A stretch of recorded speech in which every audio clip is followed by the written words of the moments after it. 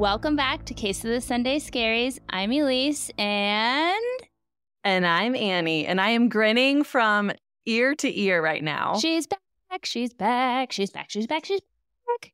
You guys don't have to listen to my voice solo anymore because Annie is back, and I could not be happier, and you're a new mommy. So lots of things to celebrate. Lots of things. I had to quite literally dust my microphone off. I pulled it out and I'm like, there's dust on it. It's time for me to go back to the podcast.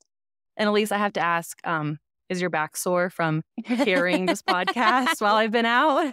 It's definitely interesting when I'm in studio and I'm talking to myself and then I don't get your little quips and remarks. I'm like, oh, okay, I guess I'm just going to cry through this episode because I don't have Annie to banter and like add some levity to it. So I'm definitely happy you are back. I'll be honest, after researching probably for over a month the Lori Vallow series, I'm also happy to let you take the reins and do some research on this episode because, that was a hard case to go through. It was. It was so well researched. I really enjoyed listening to it from an audience's perspective because my voice wasn't in there. But yeah, that was hard. The case I have today is not any easier, though. Oh, well, that is this podcast. So let's just get into it because the case I have today it's a big one, especially if you're in the Colorado area. You're probably familiar with it. But the case I am covering this week is about a mother who went missing on Mother's Day 2020 while on a bike ride not too far from here in Salida, Colorado. This case has it all: a picture-perfect family, a dark secret, a spy pin, and a theory about a mountain lion. This is the case of Suzanne Morphew.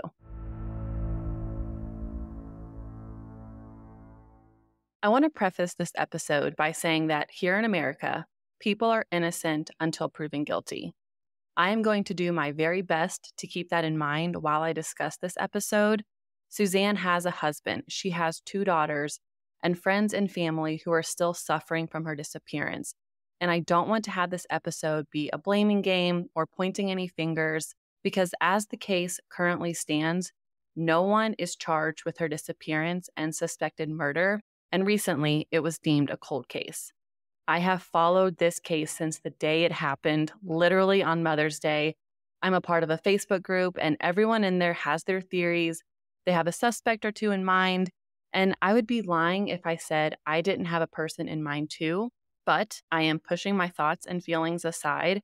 Today, I'm going to discuss what happened on May 9th and 10th, the potential theories and motives, and the series of events that happened leading up to her disappearance and have occurred since. As for me, I'm going to reserve the right to judge whoever the hell I want because I'm listening to this as an audience member too. I'm going to react to it. And you know that I love to put my detective cap on and listen to the evidence and see who done it. Mm-hmm. We'll just say any of my speculations are just that, speculations. Suzanne grew up in a little town in Indiana called Alexandria, and that's where she met her husband, Barry. The 2 met in high school. Suzanne was a popular, well-liked girl. Barry was a star baseball player. The couple, who began dating after Barry graduated high school, went to Purdue together, and they got married in 1994. Barry started a landscaping business, and Suzanne was a middle school teacher before leaving the job to raise her 2 daughters, Mallory and Macy. In 2018, the family moved from Indiana to Salida, Colorado. Family of the Morphews said it was to be closer to their older daughter, Mallory, who was attending a nearby college, but some also said that the move was an attempt at a fresh start for Suzanne and Barry's troubled marriage. The 2 had been through a lot. At the time of their move, Suzanne had been battling cancer for the 2nd time in her life and was going through cancer treatments. The Morphews moved into a beautiful house on some mountain land, and all was well for 2 years, up until May 10th, 2020, when the family's lives would forever change and really where our story starts.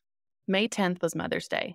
Mallory and Macy were coming back to Colorado from a camping trip in Idaho, and Barry had to work up in Broomfield, Colorado, so Suzanne had the morning to herself. I hope that she had a nice, quiet morning. Maybe she had a cup of coffee to herself, and maybe her daughter sent her some photos of their camping trip. I picture Suzanne walking around their property and soaking in the gorgeous Colorado sunshine. The daughters were the first to sound warning bells about their mom because they tried calling her that morning to wish her a happy Mother's Day, but she didn't answer. They called a few more times throughout the morning and eventually reached out to their dad to let him know what was going on. He called a neighbor to see if they would go over to their house and check on Suzanne. Their neighbor went over, looked around the house, and notified Barry that Suzanne was not home. Barry then asked if Suzanne's bike or car was there. The car was there. The bike was not. The neighbor immediately calls 911 and notifies them of a missing person. Even though no one actually saw her on the bike that morning, it was quickly assumed she had gone on a bike ride because Suzanne had recently taken up this hobby and went on rides almost daily. At this point in time, Barry was at a work site in Broomfield, which is about 3 hours from Salida, right outside of Denver. He let another worker know that he had a family emergency and had to return home. He headed back to Salida and got there around 9 p.m. that night. The daughters also returned home that evening. After being notified of this potential missing person, and while the family was making their way home, law enforcement jumped into action and they began looking around the road leading up to the Morphew home. They were going around the mountain roads in their car, kind of looking for Suzanne, and that's when they noticed a blue mountain bike on the side of the ravine. They made a note in their initial findings that the bike looked out of place. One of the deputies examined the front rim of the bike, and he observed no damage to the tire, to the rim, or the spokes. One would expect to see damage if the brake had locked and the bike had went over head first, like it was staged to look like. The bicycle did not look like it was involved in any kind of crash. There was no blood on the scene, there were no skid marks on the road, and there were no signs of a struggle. While one law enforcement agent stayed at the scene of the bike, another went over to the Morphew residence and let Barry know they had found a bike and it could potentially be Suzanne's. The bike was identified as being the missing mom's, and investigators reported that Barry was very emotional upon hearing the news. Barry's asked a few standard questions, and he tells them, first and foremost, how great of a marriage he and Suzanne had. He says the day before they had a nice dinner, they made love that night, and when he left to go to work around 5 a.m. in the morning, Suzanne was sleeping soundly in their bed. He left in his truck, traveled his normal route out of Salida, and began his workday in the Broomfield area. The following morning, on May 11th, search efforts ramp up with drones and scent tracking dogs. The search party was looking close to the Morphew home and around the area. Salida is really small. In 2020, the town population was a little over 5,000 people, and the town is nicknamed the Heart of the Rockies. Because it's nestled in the mountains, it's a pretty rough terrain for searchers, and at first, no one found any sign of Suzanne other than her bike. 3 days pass, and Barry and a family friend put up a combined reward of $200,000 in return for Suzanne's safe return. But still, no updates in the case. Until the following day, when another item of Suzanne's was found, her helmet. It was found 1 mile away from her bike and on the side of the road. This is where our first theory comes into the picture, and it's this idea that Suzanne was run off the road by a car and then kidnapped. It's a horrifying thought, and when you look at the town of Salida, the crime rate is pretty low, but it's a tourist town. There's a lot of people coming and going, so it's not completely wild to see the bike, to find the helmet and think, oh wow, this poor woman was taken. Theory 2 is also briefly presented here. It's actually presented by Barry. He makes this statement that a mountain lion might have attacked her. He claims a mountain lion had been stalking the area and had been seen on surveillance footage of people's homes around where Suzanne went missing. This theory was very short-lived. Based upon the initial findings, or lack thereof, this theory was dismissed because there was no blood at the scene, and if a mountain lion would have taken her, there would have been evidence of that. The last theory, theory number 3, is the one that most people are probably starting to consider, and it's that Barry has something to do with Suzanne's disappearance. Roughly 34% of women killed die at the hands of their intimate partner, according to ABC News, so I don't think it's wrong to look at the husband.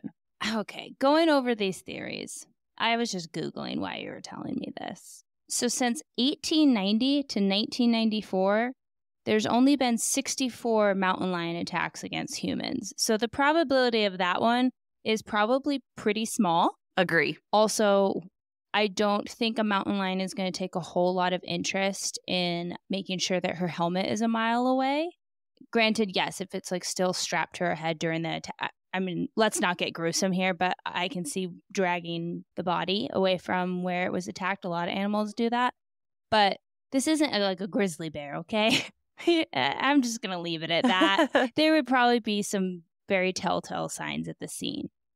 If we're going to talk about kidnapping, adult napping in this case, if you will. I was going to say, is it still kidnapping? It must be, but it's an interesting move. One, they don't see anything at the scene, tire treads, like anything that would show that she was struck by a car.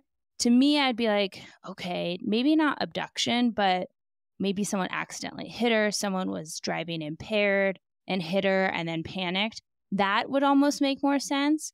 But why would you hit the person? Like, this is a woman alone in a pretty vulnerable situation. If you had the means or the weapons or whatever to like threaten and intimidate, you could potentially get someone in your vehicle without running them off the road. That doesn't make a whole lot of sense to me. And there was no damage to the bike. So if it had been hit by a car, it would have been very obvious. So I'm going to go with, drum roll please, their marriage wasn't as picture perfect as he presented it to be. You're going with theory number 3. Yeah.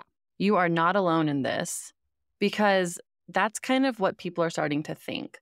The first thing that caused people to do a little side-eyeing is a video that Barry releases 1 week after Suzanne's disappearance, and we're going to play it here.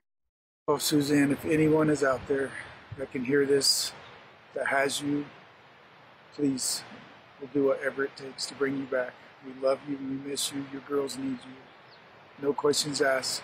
However much they want, I will do whatever it takes to get you back.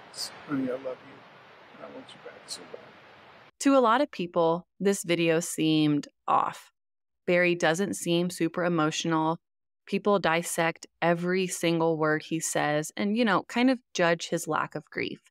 We have said it time and time again on this podcast. Everyone grieves differently. If I ever had to do a video pleading for my loved one's safe return, people would probably say, oh my gosh, that lady is so emotional. She is trying way too hard, yada, yada, yada. So I don't really want to get hung up on this video, as hard as it is not to. It's been 1 full week after his wife's disappearance. I cannot imagine the stress he's going through trying to find his wife while consoling his daughters, while working with law enforcement. I mean, it's a horrible thought. In the video, he looks exhausted and totally defeated. He looks like he's aged 10 years in a week. I'll post that video to our social media accounts for anyone who wants to watch it. While Barry might look like a person of interest, he isn't arrested, but law enforcement is keeping a close eye on him because at this point, they don't have any other solid leads to follow. Over the next 3 months, an intense search happens.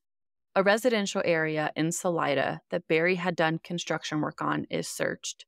Waterways are searched.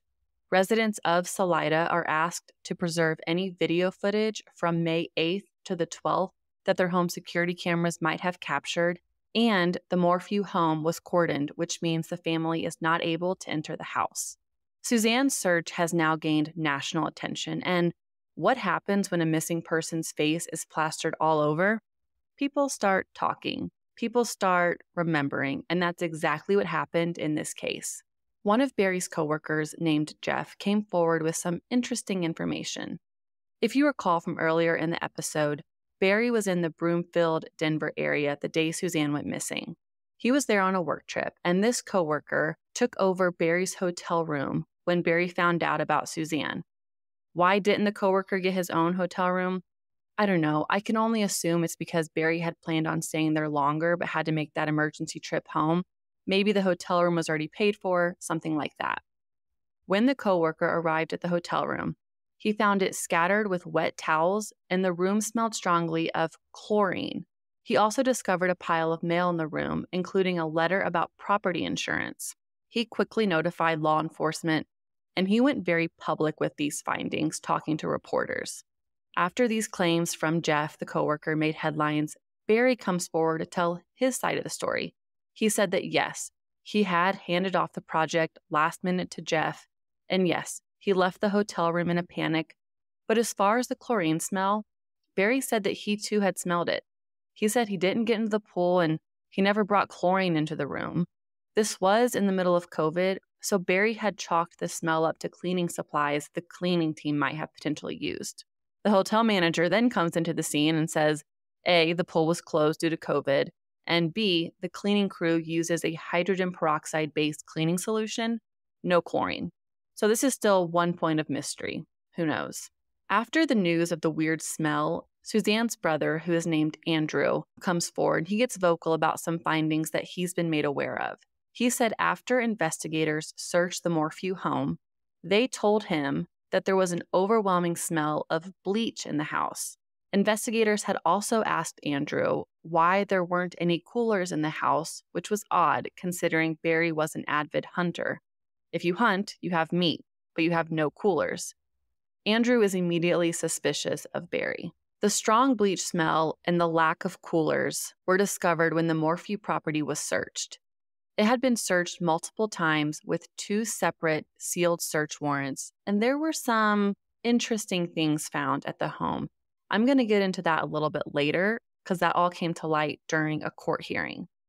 But we're now in September of 2020, a few months after Suzanne's disappearance, and this is when her brother, Andrew, arrives in Colorado from Indiana. He has put together an independent search party for his sister. He said, quote, I'm pretty certain they exhausted all the resources, and that's why I'm coming out here. I don't see anybody out there making any great big moves. I don't know why I'm the one that has to do this. I would think the husband missing his wife would. And that's what's odd. Neither Barry nor the daughters participated in this massive search. There was a lot of friction between Suzanne's siblings and Barry and the girls, so I'm kind of assuming that's why. But when asked why he didn't help with the search, Barry told Fox 21 News, quote, if they asked me for help, I would help. Nobody has contacted me because Andy is doing this for a publicity stunt, end quote. It just kind of came to me when you were saying this because I always try to put myself in their shoes. If my mom went missing, I think, because you don't know until you're in that situation, that I would be part of that search. However, you're searching at this point not for someone alive. And I think that that has to be remembered, that it might not be shady that her kids weren't involved in that search, because who would want to come upon their mother? This is already a traumatizing enough situation, but to be the one that potentially finds your mother in a state of decomposition, I don't know how you would get over that image. So it's weird to me, the husband, that still is strange to me, but the kids, even if they're grown at this point, still, I would like to think I'd be part of that, but it would be really hard to wrestle with. What if I'm the one that finds her? Yeah, that's unimaginable. That's an image you would never get out of your head. The 6-day search consisted of over 500 volunteers, and they covered 6,000 miles. But according to the sheriff's office, the search concluded with no evidence linked to Suzanne's case. Less than 5 months after Suzanne went missing, 2 bizarre things happened. First, the Morphew family home, located on Puma Path, was listed for sale on Zillow for a whopping $1.7 million and sold pretty quickly. The other piece of the bizarreness is that something is found in Suzanne's Range Rover. It's a piece of DNA that is a partial match to that of an unknown man who is connected to sexual assault cases in Tempe, Phoenix, and Chicago. These 2 pieces of news shocked everyone. This right here is where I can't help but think there is another solid option, that perhaps Suzanne was taken by a sexual predator. Or the option that we've seen in a lot of cases is you uncover the mystery of who done it in one case, and that leads to solving other cases. So is it an unknown assailant, or is it someone that's known to her that also potentially was involved with some horrific things in his past? Because a lot of times people don't wake up and decide to commit murder. There's an escalation process. I agree. I think it definitely makes the case that's already confusing even more complex. For sure.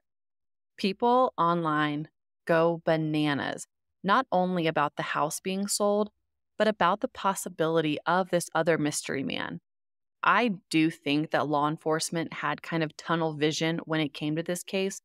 They only had eyes for Barry, and it just seemed like law enforcement wasn't taking this other DNA seriously, and it kind of seemed like they weren't making a ton of progress in the case. They were being super tight-lipped about what was going on, and people started to worry that the case would go cold.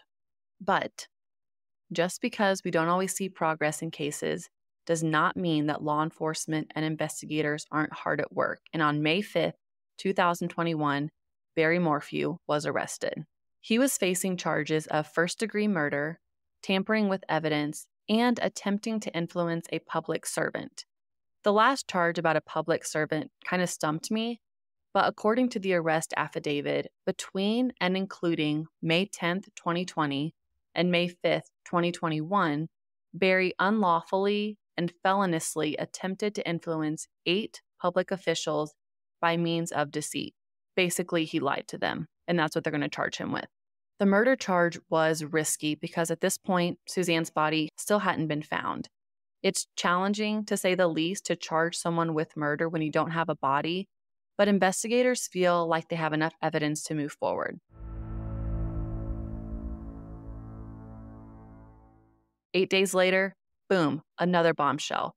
Prosecutors file new charges against Barry Morphew, saying he submitted a presidential election ballot in Suzanne's name. During the election in October of 2020, the Chaffee County Clerk, which is the county that Salida is in, called the sheriff's office after her office received Suzanne Morphew's mail-in ballot. On that ballot, Barry Morphew had signed as a witness and dated it October 15th, 2020. I mean, bro, you cannot vote on your missing wife's behalf. It does not work like that.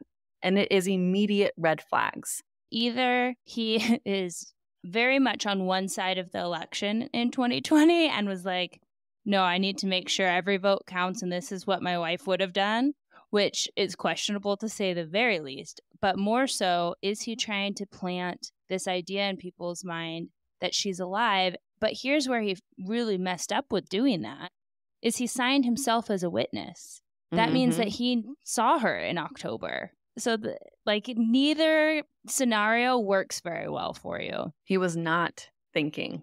With this particular charge, he did end up pleading guilty and he was fined $600. That's it? That's it. Don't be getting any ideas, listeners. Don't be voting on anyone else's behalf. $600 for voter fraud. That's a lot lighter of a sentence than I would have anticipated. I think it's because he pled guilty. And I think at this point, they have so much on him that they're just like throwing the book at him. This was a very small charge compared to a murder charge. After Barry's arrest, the case really picks up. The Colorado Bureau of Investigations, the FBI, and the sheriff's office had been hard at work on this case, and a lot was uncovered in Barry's initial court hearing. First, the marital issues between Suzanne and Barry were brought forth, and as it turns out, things were much worse than they seemed. It was discovered that Suzanne was having an affair.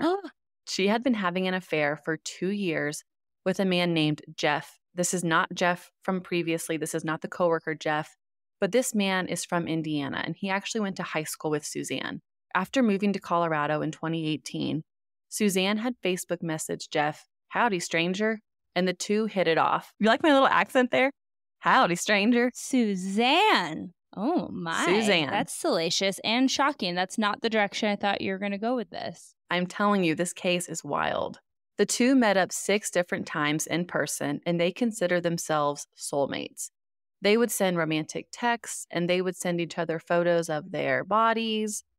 Jeff was actually planning a trip to Colorado in March of 2020, but then COVID happened. At first, Jeff remained really quiet when he heard about Suzanne.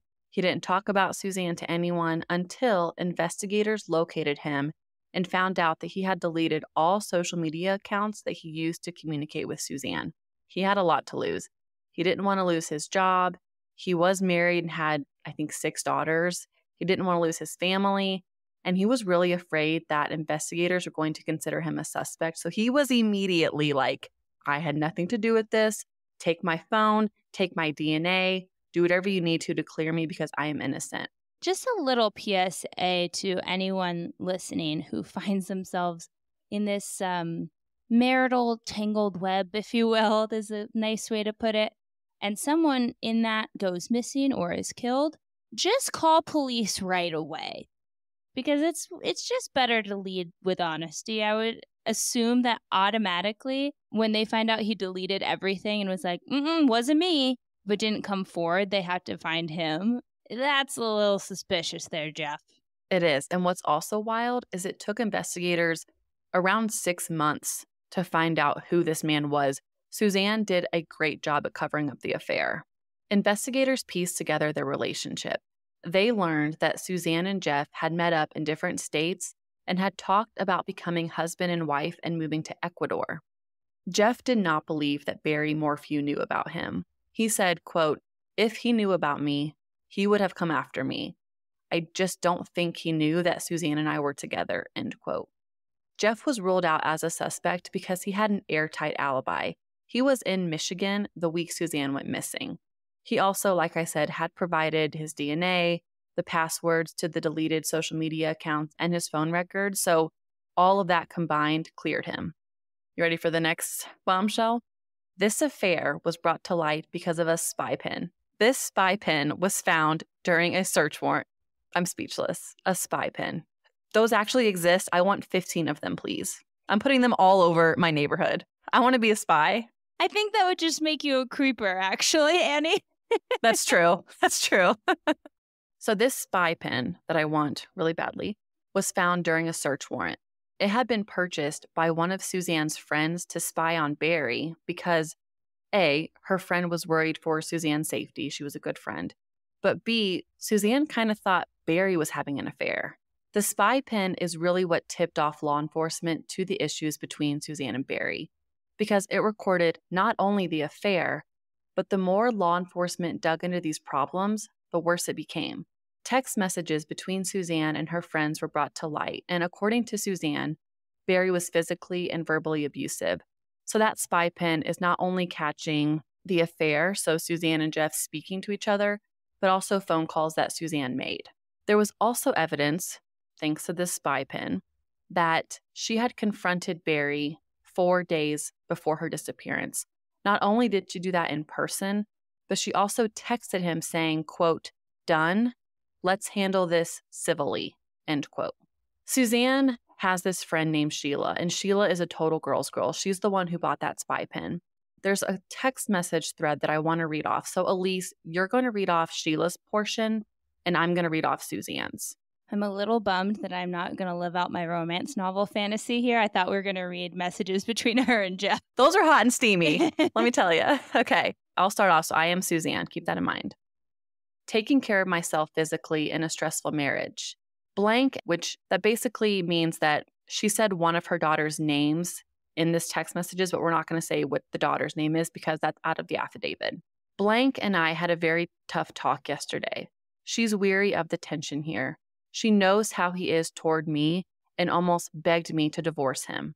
What does he want? Have you talked any more about splitting? He threatens, but I've never come out and said I wanted it today. He thinks I'm holding on till after blank graduates. He probably thinks I'm not strong enough to do it given finances. She, blank, even mentioned a restraining order. I'm sick I had to have a conversation like that with my 16-year-old. He's nuts. He's Jekyll and Hyde again. Pretty much told him I can't be healthy and stay in this. What did he say? He threatens to come home and pack. Ugh. He won't speak of divorce. Begging for another chance. I'm so torn, but in my heart, I know who he is. I have sent texts like this, not about divorce, but I have certainly sent texts like this where you're going back and forth with allegedly an abusive partner, whether it's physical or emotional or otherwise. We even talked about very heavily in the series on domestic violence that we did, where it's that up and down. So when she's talking about Jekyll and Hyde, I get it, where she's going, I should leave. And she has this other thing going on, Jeff, right? That looks like this bright, shiny thing outside of this tumultuous marriage. And yet he's going, fine, you want to leave? Okay, bye. And then 2 seconds later, it's, I love you. I want to make this work. I feel for her in this instance, because that is not a fun position to be in if he was, again, allegedly being physically and verbally abusive to her. Yeah, it's a spot no one should ever be in. So my heart goes out for her as well. Investigators also managed to pull the Notepad app off of Suzanne's iCloud. And I'm going to read off some of those notes. Threatened to jump out of car. Gun. Shame and guilt daily for not meeting expectations. Nothing to do with infidelity, everything to do with your character and who you are at your core. Your lack of control over me equals insecurities, equals a sick relationship. Verbal abuse. Money in your name only. Bedroom profession about marrying, having babies, and sleeping together. Don't care about preg possibilities. Preg, I'm assuming pregnancy. So we know they have these issues. And I hinted a little bit earlier that while doing searches of the house, some things seemed off. I'm now going to get into those. All of these findings I'm going to talk about are according to the arrest affidavit. First, on May 11th, the day after Suzanne goes missing, one of the investigators located what appeared to be Suzanne's blood on the apron of the garage. The apron of the garage is a fancy term for that concrete slab in front of the garage door. I have no idea how or why they assumed it was Suzanne's, but they did.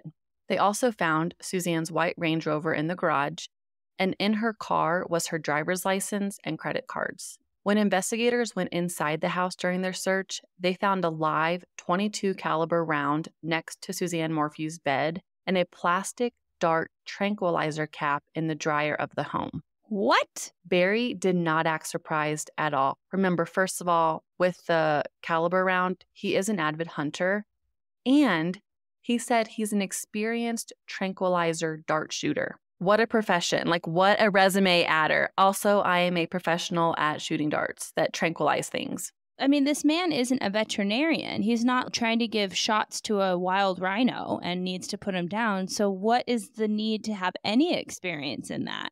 So in terms of that tranquilizer dart lid, Barry said that he uses tranquilizer darts to stun deer and cut their antlers off to sell them.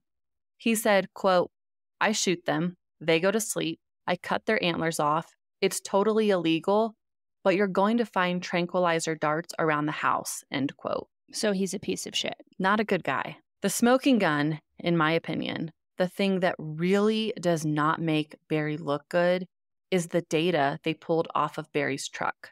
Investigators tapped into his digital vehicle forensics, and they pulled data out of his truck which told a completely different story and went against everything he had originally told law enforcement. An expert in vehicle forensics looked at the data in the truck, and this data is accurate enough to be used in court as evidence. Also, side note, there is 4 hours in the early morning of May 10th that's completely missing from not only his truck data, but also his cell phone because he put his cell phone in airplane mode. And in terms of the truck data that's gone, the expert said it happens sometimes. It can be overridden. It wasn't a purposeful where he went in there and deleted it. It just happened, and it honestly super unfortunate that it happened here. A report was created from the truck data, and here's what it says. First off, he told law enforcement that him and Suzanne went to bed at 8 p.m. The truck data determined that was a lie. I'm using my Maury voice right there. You are not the father. You are a liar. The data said the truck was put into reverse and moved 96 feet closer to the house around 9:30 p.m. If you're asleep at 8, who's driving your truck? Barry said that he set his alarm for 4:30 on Mother's Day and left by 5 to drive to that job site in Broomfield. That's also a lie. The truck's data showed that someone was opening and closing the doors at 3 a.m. Barry originally said that he took his normal route. He exited his driveway, he took a right, but according to the data, he took a left. When that's brought up, he said, oh, that's right. I remember seeing elk, and I'm a hunter, so I wanted to go look at them. That route change really backfired because it puts him in the area where that helmet was found. At 8:10 a.m. on Mother's Day, Barry's cell phone is back online. So he turns that airplane mode off. It's back online. And this is where the story just gets even weirder. He pulls over to 5 different stops. One's a bus stop, one's a McDonald's, one's a dumpster at a men's warehouse, and twice back at the hotel. And at each stop, he takes things out of his truck and puts them in a dumpster at those locations. What is he dumping? There is video surveillance of him getting out of the truck, bringing a trash bag, throwing it away, but it wasn't clear what exactly he was dumping. When asked about these objects in question, Barry said that because he works construction, he has a lot of trash and he does a lot of illegal dumping because it's cheaper than taking the trash to the landfill. But why do you go to 5 different spots? This guy also, I can guarantee it, does not return carts to where they belong in a parking lot. He's just not a good guy at all. 100%. Shooting tranquilizer darts for God knows what. I mean, I think we can all assume what he's dropping off has nothing to do with construction, because you wouldn't need to go to 5 different spots. If all of that trash can fit in your truck, it can fit into one commercial-sized dumpster. Yep. There's a lot going on. I know it's a ton of information I'm throwing at you.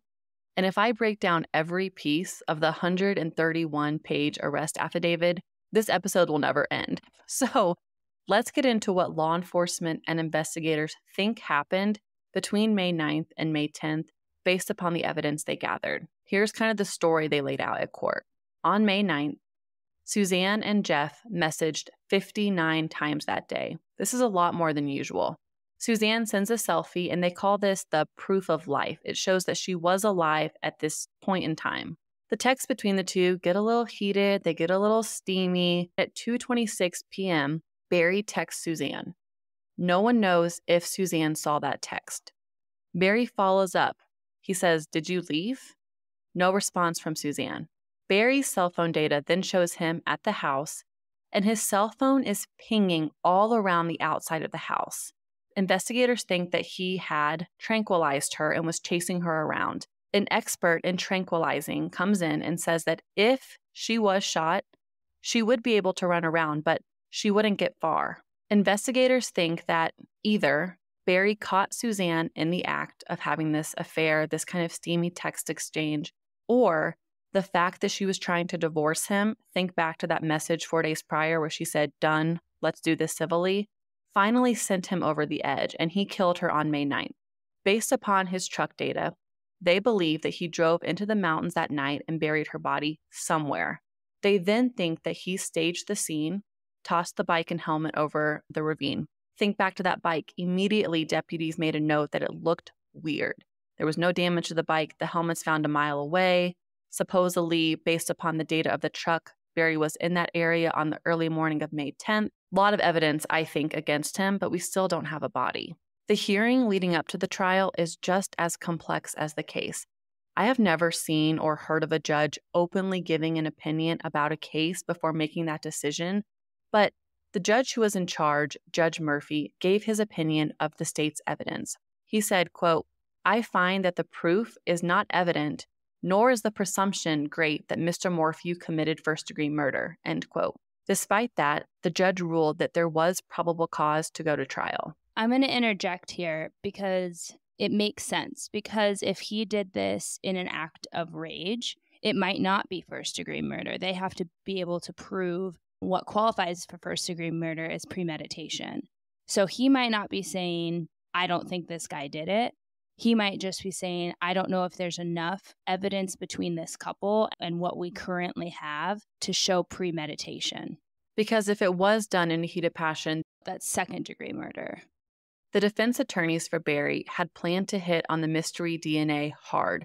All they have to do is plant that seed of doubt in a jury's mind that, yes, they had their issues, but there is DNA in her car that proves someone else could be involved. I get planting the seed of doubt. They got to use whatever they have, right, as defense attorneys. But they've also not done anything to prove that her car, which was still at the house and didn't have blood evidence in it or anything like that, was used to commit this crime in any way. So why would DNA inside her car, when it wasn't the scene of the crime or involved in the crime, It's not like they found the car, at a parking garage 10 miles away or something. I don't know if I was a jury member, if that would hold much weight to me. She could have just given someone a ride. Yeah, that's a good point. And also, one thing I read in the reports was that the prosecution said if someone was like detailing her car and cleaning it, or if she had taken it to an auto shop and a piece of hair fell, that could have been it. So I see both sides. I do see the defense grasping at anything because that's their job. Mm-hmm. But I also see where the prosecution can come in and say, don't even worry about that DNA because it happened from, a McDonald's bag. Like there was hair on the bag and it fell, which is gross to think about. Barry Morphew's homicide trial was set to begin on April 28th, 2022. But in the months leading up to that date, two things happened. First, Judge Murphy, the judge who gave that pretty bold opinion, recused himself. I'm not sure why. And he was replaced by Judge Ramsey Lama. And second, Barry's defense team filed motions asking that prosecutors be sanctioned for, quote, failing to produce discovery in a timely manner, end quote. So another thing for our listeners who aren't in America, we have the right to a speedy trial. So what Barry's defense team is saying here is that the prosecutors keep pushing back the trial date, which they had many times, and they're not providing all the evidence they have during their discovery phase, which legally they're supposed to do. Judge Lama agreed with the defense. He ruled that prosecutors repeatedly had missed deadlines and had failed to turn over important information during that discovery phase. The judge wrote that while he did not find these actions, quote, willful, the court does find this pattern to be negligent, bordering on reckless, end quote. The judge's penalty was to knock out 14 prosecution witnesses, including experts in DNA and cell phone and vehicle data recovery. They would not be allowed to testify. So I went on earlier. My smoking gun was the truck data. They were no longer allowed to bring on that expert because of them stalling and not presenting all the information earlier. That's like mind-blowing to me. I swear I could never be a lawyer because my ADD brain would accidentally forget something like this. And then I would have criminals going free all of the time. I'm glad I'm doing a podcast where I can go back and research and remind myself because God forbid I was ever in charge of prosecuting the bad guys. I would definitely mess up because they have to be so careful about dotting their I's, crossing their T's, making sure everything's done in a timely manner, or the bad guy can get away with it. Agree. And I think what was really happening, the prosecutors were kind of scrambling. They really wanted to convict Barry because, double jeopardy, if he went to trial, they gave their evidence, the jury says, nope, he's innocent, he can't be retried for that. So it's stressful because the public is looking at them going, we want justice for Suzanne. But they're going, okay, we have some, but is it really enough to get this guy behind bars? I don't know. Well, all of this is circumstantial right now at best. They don't have her body. They don't have a way to test her body for DNA, fingerprints, all that stuff that they would normally do for, God forbid, tranquilizer venom or whatever it would be called. I'm not really sure what you call it, serum. But they don't have any of that. So this is truly, besides the truck evidence and him dumping stuff, but they don't have those bags recovered of what's in those bags. To me, this is a difficult one to win. It is. And on April 19th, 2022, as a pre-trial hearing was about to begin, District Attorney Linda Stanley filed a motion to dismiss the murder charges against Barry Morphew without prejudice, meaning the case could be refiled and retried at a later date. In her motion, the DA pointed to the court's decision to bar those several key witnesses and said without this critical evidence and without the victim's body, the people cannot move forward at this time in good faith. Neither Barry, his daughters, nor his team of lawyers had any advanced warning that the DA was going to file a motion to dismiss the charges. Can you imagine sitting in the courtroom knowing that, okay, Barry, you're going on trial, like this is a pre-trial hearing, it's going to get really intense, only to have the DA come go, nope, just kidding. We actually don't want this, but we want it without prejudice, which means that we can retry you if anything were to happen. I feel like at that point, you're just living in limbo. Yeah, we've seen that happen before, but I'm sitting here going, I have no legal expertise whatsoever. And I don't know how they would have won that case without truck data, without submission of all of these key points of evidence. They have nothing besides a hunch. A hunch, and they have a really bold statement. They came out and said they know where Suzanne's body is, but it's in a place that's really hard to get to, and they said it's buried under 5 feet of snow. I get the mountainous region, but I think back to that independent search party by Andrew, Suzanne's brother. They covered 6,000 miles around the Morphew home. There is that missing truck data. He could have went 2 hours into the mountains, but that is so bold to say. We know where her body's at. They're going to die on that hill that he did it. Well, unless they got a tip. You know, somebody saw something and they're not going to release that information to the public, as they have every right not to do. True. I mean, it's bold to say we know where it is and not we think that we know where it is. I wonder if they've done some like sonar or anything like that that has made them come to this conclusion. But we both live in Colorado. We know the weather here is wild. Absolutely wild. Especially as of lately. Oh, Lord. We know from experience that the weather is pretty crazy here. So it certainly would make sense that they might not be able to go into certain areas based on the time of year it is. But that is a very strong statement to say we know and not we think we know. Yeah, I also am going to call bluff. I think they're doing that to intimidate Barry. I think that, yes, she could be buried somewhere, but I don't know. I think they're scrambling because of what the public's now thinking of them.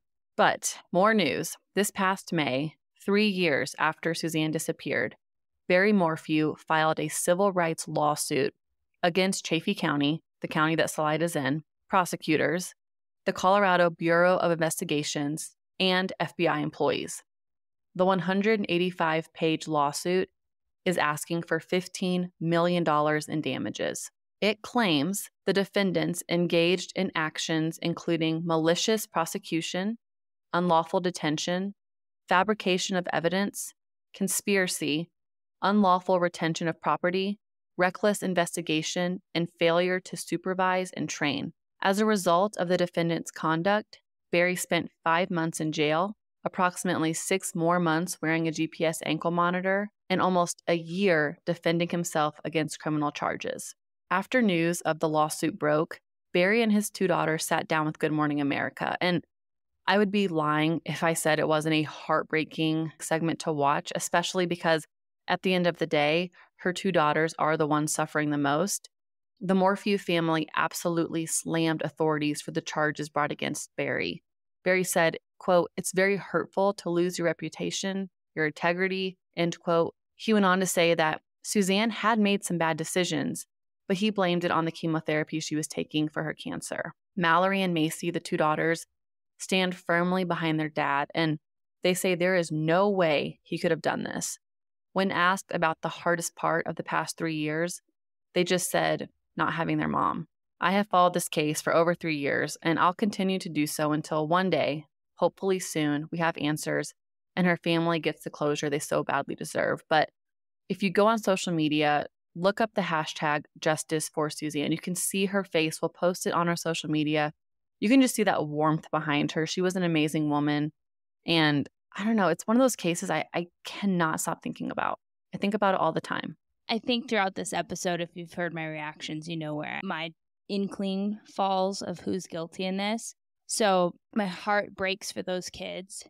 My opinion isn't really swayed by him filing a civil lawsuit, because that could be his lawyers telling him to do that to, again, make him look like, you know, I'm the victim of this investigation here. Maybe he is innocent and he's just a really sketchy dude that chops off antlers of living animals to sell and for some reason has bullets and tranquilizer darts in his house. That's a choice.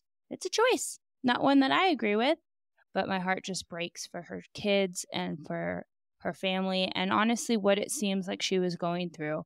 We want to always keep this podcast victim focused, and yes, no one in this world is perfect. It's shown that she was having an extramarital affair, but that does not give anyone the right to be abusive or hurtful or potentially murderous. So I'm not going to say that she was perfect by any means, but whatever happened to her, I know for a fact she did not deserve. So this is a heartbreaking situation all the way around. please keep following this, Annie, because I have formed an opinion that I'm going to be sticking with unless we know something else. But my heart just goes out to her family because I cannot imagine. And what a choice for this to happen on Mother's Day. Anniversaries of it's bizarre. Losing people Yeah. is hard enough, but for it to be Mother's Day is just heartbreaking for her daughters, I'm sure. So, wow, what a case to come back on. Did you guys miss me? Me and my unsolved mysteries. I don't know if I missed that part of it. I certainly missed you, but now I'm going to be, of course, going on my normal deep dives after we end these episodes where you leave me on a cliffhanger. But again, we can just hope and pray that justice, at least in whatever semblance that comes for Suzanne, is going to be coming very, very swiftly. Well, on that note, Annie, I love having you back. Thanks for giving me a little break from diving into Doomsday Mom. We did a poll on Instagram and on Spotify, which, by the way, guys, if you listen to Spotify, you can follow up with questions or react to the episodes now on the Spotify app, which is really fun. So feel free to do so when you listen to these episodes. We love to hear what you think. We did a poll about whether you wanted me to follow up the Lori Vallow series with my thoughts and suspicions about Alex Cox, her brother. There's a lot of stuff that I think was passed over in the press because there was so much to go over in this case. And I think there was potentially going to be many more victims of Lori Vallow had her and Chad not been put away. I want to do that deep dive on Alex, but I need a little break from Lori Vallow and her family because that was a very heavy subject. Anytime that we're talking about children, it's just heartbreaking in a very different way for me when doing that kind of research, because no one on this planet deserves what happened to these people. But when it's innocent children, it just, for whatever reason, hits me a little different. So that will come after I take a little break from Lori Vallow and give myself a reprieve from trying to get into the mindset of these just horrific, horrific people. I need to take a step out of their brain for a couple of weeks before I go back in. So the Alex episode is to come. You'll just have to hang tight on it for a little bit. But as always, please join us next Sunday. We will be back for an all-new episode. I'll be back on the mic. Annie hopefully will be here, but she is a new mama, so just be patient with her. Her schedule is going to be a little bit flexible in the months to come, but she will join us when she can. But I absolutely am happy to have you back, Annie, and we will see you next Sunday. As always, until then.